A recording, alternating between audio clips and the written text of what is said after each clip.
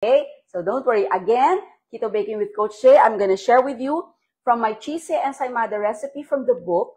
There will be a few revisions to create this all-new ube cheesy ensaymada. Yung ating egg yolks at yung ating egg whites. Okay. So, of course, mamaya na natin i-beat yung ating egg whites.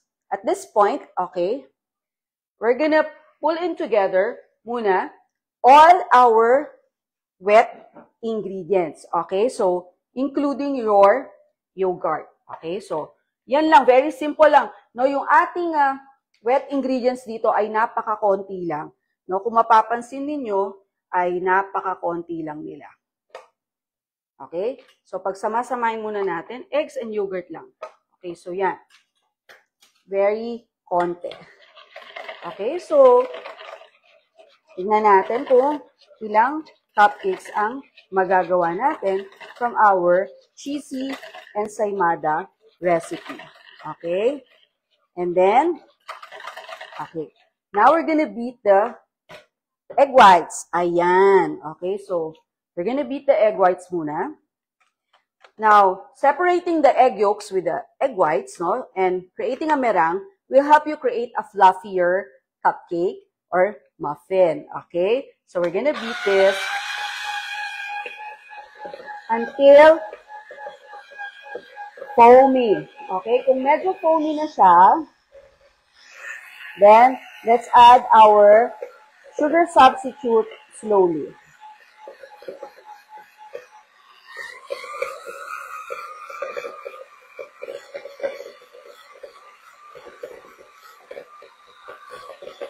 Okay, so, ayan.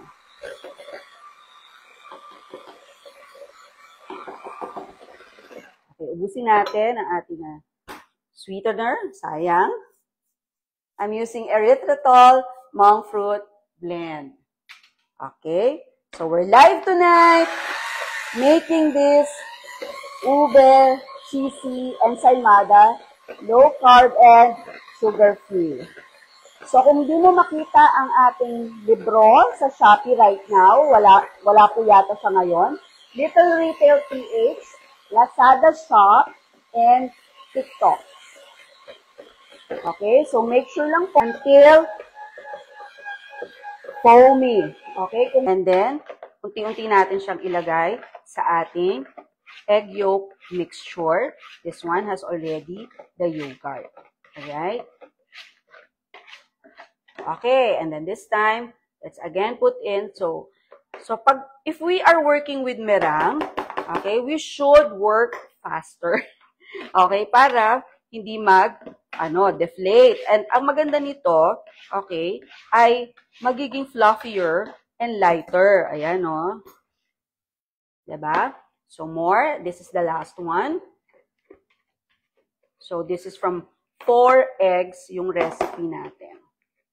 So, very simple yung ingredients, no? Hindi na masyadong komplikado to. Okay. This is the last one.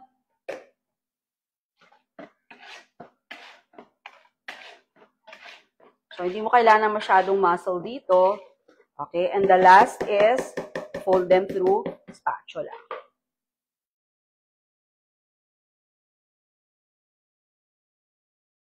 Okay? So, as you can see, this is already your cheesy ensaymada. Okay. So, eto siya. Normally, tinitikman ko po. So, ayaw natin mag-deflate agad.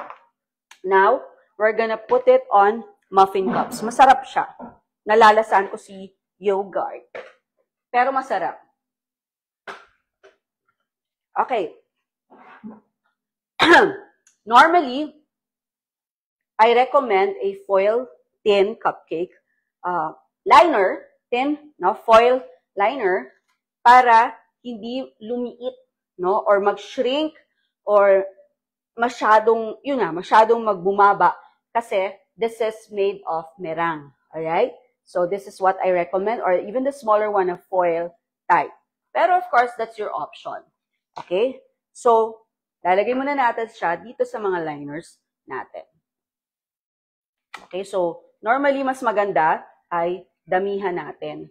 Okay, so you can use also a cup, yung measuring cup para mas mabilis.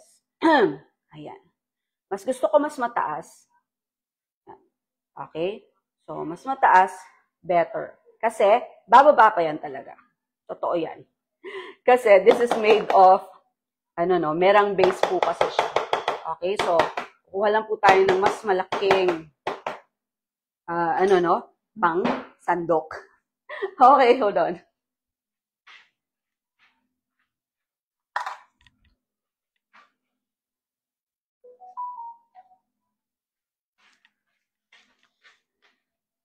Alright? So, ayan. So, hindi ko to measured kasi hindi ko naman to, kumbaga, ayan na siya. Almost, this is I'm using a 1/2 cup measuring cup. Okay? Basta sa akin, puno. Okay siya.